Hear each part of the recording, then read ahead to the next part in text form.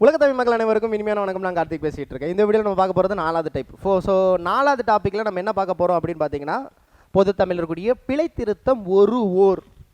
ஐயோ இது வந்து இன்னும் 10 நிமிஷம் வீடியோவே போட முடியாதுங்க அதில், சரிங்களா? இது சொல்கிறதுக்கு ஒன்றுமே இல்லை, 2 லைனில் இந்த வீடியோவே முடிச்சு விட்றலாம், சரிங்களா? அப்பேற்பட்ட ஒரு சிறப்பு, அப்பேற்பட்ட ஒரு எளிமை. எந்த இடத்துல ஓர் வரும், எந்த இடத்துல ஒரு வரும், அதுதான் அவங்க கேட்குறாங்க. இதில் நான் 2 லைனில் சொல்லணும் அப்படின்னு பார்த்தீங்கன்னா, எங்கெங்கெல்லாம் உயிர் ஆரம்பிக்குது, உயிரெழுத்து 12. அ ஆ இ ஈ உ ஊ ஏ ஏ ஐ ஓ ஓ ஔ இந்த இடத்துலலாம் வந்துச்சுன்னா அதுக்கு முன்னாடி ஓர் என்று தான் சேர்க்க வேண்டும். ஓர் அறிவு, ஓர் அழகன். சொல்கிறது புரியுதுங்களா? ஓர் அப்படின்னு வந்துச்சுன்னா உயிரெழுத்தில் ஆரம்பிக்கணும் அந்த லெட்ரு. புரியுதுங்களா? ஓர் அறிவு, ஒரு அறிவு சொல்லக்கூடாது. இது அழகா இருக்கே. ஒருவேளை உயிர்மை எழுத்து வந்துச்சுன்னா ஓர் கனவு சொல்லக்கூடாது, ஒரு கனவு. ஏன் காங்கிறது உயிர்மை எழுத்து, அது உயிர்மை எழுத்துன்னு சொல்லக்கூடாது, மெய் எழுத்துன்னு சொல்லணும். அப்பையிலேருந்து சொல்கிறேன், இலக்கணத்தில் ஒரு விஷயத்தை புரிஞ்சுக்கோங்க. என்ன நீங்கள் தெரிஞ்சுக்கணும்னா, அப்போ உயிர்மை எழுத்து உயிரெழுத்து இதில் தான் பொதுவாக எழுத்துக்களே, ஒரு வாக்கியம் தொடரணும், ஒரு தொடர் இருக்குது, ஒரு வாக்கியம் இருக்குன்னா ஆரம்பிக்கிறது ஒன்று உயிரெழுத்தில் ஆரம்பிக்கும், இல்லை உயிர்மை எழுத்தில் ஆரம்பிக்கும். அதானே வழக்கம்.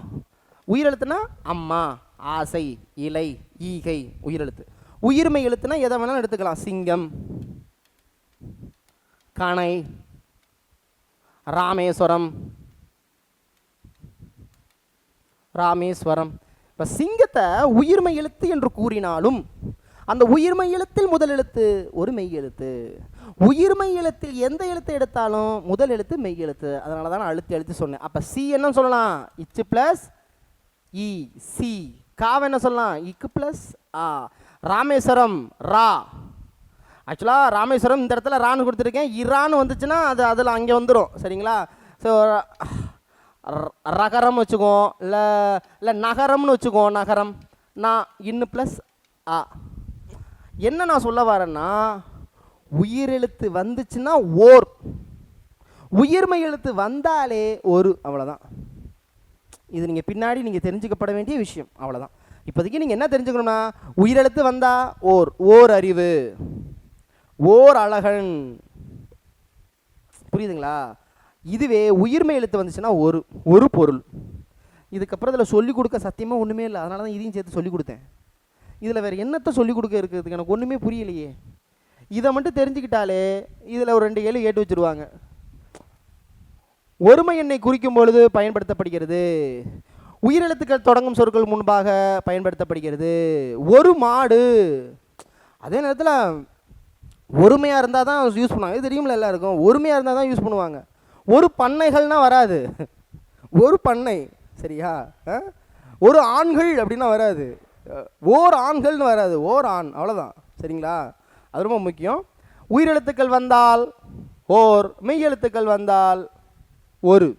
மெய் எழுத்துன்னு ஏன் சொல்கிறோம்? ஏன்னா உயிர்மை எழுத்தோட முதல் எழுத்து மெய் எழுத்து. கொஞ்சம் வாச்சு. ஏன்னா இதை வாக்கியமாக கேட்டு வச்சுருவாங்க.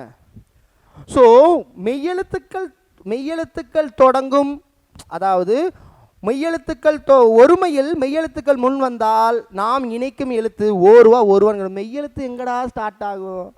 உயிர்மை எழுத்து தானடா ஸ்டார்ட் ஆகும். உயிர்மை எழுத்தில் முதல் எழுத்து மெய்யெழுத்தாச்சே, அதனால தான் மெய்யெழுத்துன்னு சொல்கிறாங்க. இது வாக்கியத்தில் கேட்கலாம்.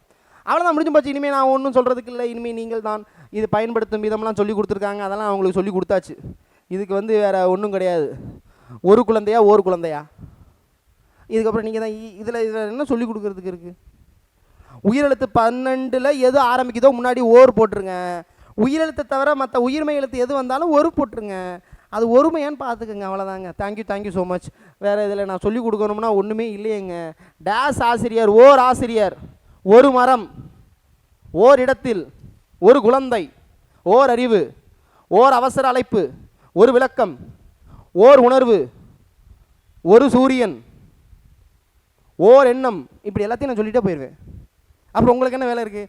இதை நான் கொடுக்குறேன், நீங்கள் பார்த்து முடிச்சு விட்ருக்கேன். Thank you so much. ஸோ முடிச்சாச்சு. 4 வீடியோ கேட்டிங்களா? 4 வீடியோ முடிச்சாச்சு. நான் தான் சொன்னேனே, இனிமேல் வீடியோ டக்குன்னு வரணும். வீடு சந்திக்கலாம். சந்திக்கு வரவங்களுக்கு விடைபெறுது உங்களை அன்பு கார்த்திக். நன்றி, வணக்கம்.